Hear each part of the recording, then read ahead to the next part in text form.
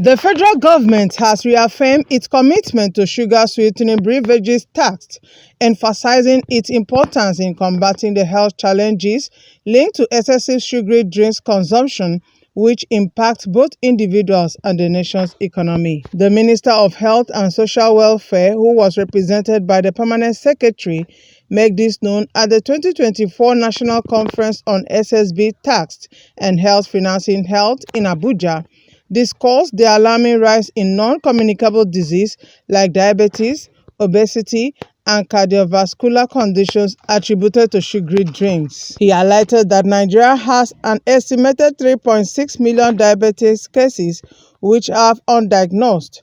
He warned that the number could reach 5 million by 2030. He asserted that the current 10 naira per litre SSB tax introduced in 2021 should be viewed as both a deterrent to SSB consumption and a revenue source for healthcare financing. He assured to make healthier dietary choice accessible and affordable for all Nigerians, stressing that strengthened partnership with industry and civil society are key to promoting healthier lifestyle. The goal of SSB tax is to reduce the consumption of these unhealthy beverages, ultimately preventing obesity and its related diseases. In 2021, Nigeria joined over 100 countries that have introduced taxes on sugar-sweetened beverages. This tax, embedded in the Finance Act of 2021, levies a 10 naira tax on each litre of all non-alcoholic sweetened and carbonated drinks.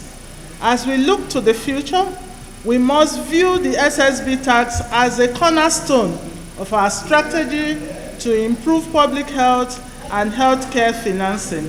By discouraging the consumption of sugar-laden beverages, we aim to reduce the prevalence of obesity and diabetes, and in turn alleviate the financial burden on our healthcare system. This tax serves as a deterrent and generates essential revenue that can be reinvested into the healthcare initiatives, particularly preventive measures and the treatment of non-communicable diseases. We face a growing health crisis with SSB-related diseases such as obesity and diabetes. The associated healthcare costs are escalating at an alarming rate. Recent review and mental analysis of the International Diabetes Foundation show that as at 2021, over 3.6 million people are diabetic, with 53% of these citizens undiagnosed, and this number is expected to rise to about 5 million by the year 2020. The annual estimated cost of managing diabetes per person has surged from an average of 60,000 naira in 2011 to 800,000 naira in 2021, and it is projected to exceed 1 million by 2030. The implementation of the SSB tax marks a significant milestone in our efforts to curb the rising tide of non-communicable disease, particularly those linked to excessive sugar consumption. Our gathering here today is not only to discuss the past and present impacts of SSBs, but also to chart a course for the future.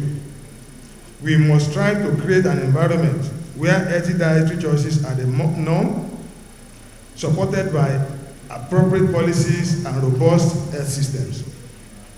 Healthy diets are crucial for promoting health, supporting active lifestyles, and preventing diseases, including both communicable and non-communicable ones.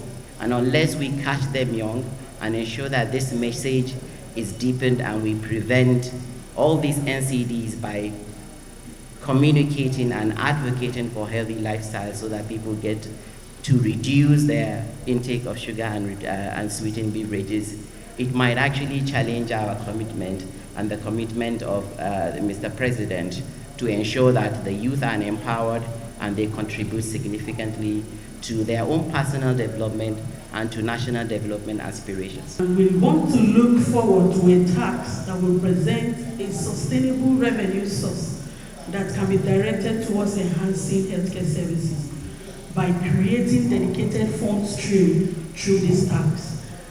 We can invest in preventive health programs, funding, we can invest in preventive health programs, upgrade healthcare facilities, and ensure that public health campaigns don't just end around here, but that we take it down to the grassroots, as that will help to also make the people ready and understand that it is not another tax burden, but that it's actually a way to healthy and safer Nigeria. The Executive Director, Corporate Accountability and Public Participation Africa called for higher SSB tax rate 20% per litre, which he linked to dietary habits and the influence of profit-driven food corporations. He highlighted that nearly 30% of deaths in Nigeria are attributed to non-communicable disease, urging stronger measures to protect public health. They continue to sell false narrative to Nigeria. We are happy today that we have different sectors of the Nigerian government represented, different agencies, even the Presidential Tax Committee is hereby represented today to look critically into those their narratives that raising taxes on these products is going to lead to unemployment, or we are going to run away from Nigeria. But now we're beginning to look at their books.